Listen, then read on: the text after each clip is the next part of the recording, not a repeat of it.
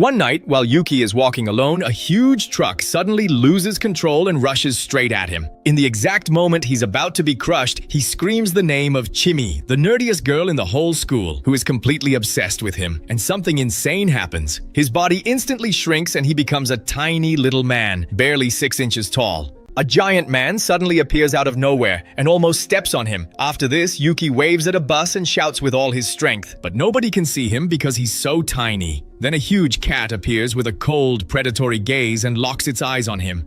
He reminds her that he has no clothes and no bed, so she suddenly remembers her old dollhouse and offers it to him as his new home. Then she dresses him in doll clothes, and when she sees him in tiny outfits, she bursts out laughing. Yuki gets offended and threatens that if she keeps mocking him, he'll take off all his clothes, but to her he just looks even more adorable. Together, they create basic survival rules. Yuki must never go near heights, and whenever a person comes into the room, he has to pretend he's dead. Before long, Yuki starts begging her to take him outside for a walk. Chimi hides him in the pocket of her clothes, right next to her heart, and he feels like the luckiest man in the world. He also gives her a few small taps on the chest, and she calls him a pervert and warns him not to touch her chest again. Yuki grants his wish and comes out of hiding. At first, the father thinks it's a hallucination or some trick prepared by Chimi, but when he touches Yuki with his own hand, he realizes he's real. They talk about everything they kept bottled up, leave their fights behind, and thank each other. The father thanks him for being his son, and Yuki thanks him for giving him a good education. And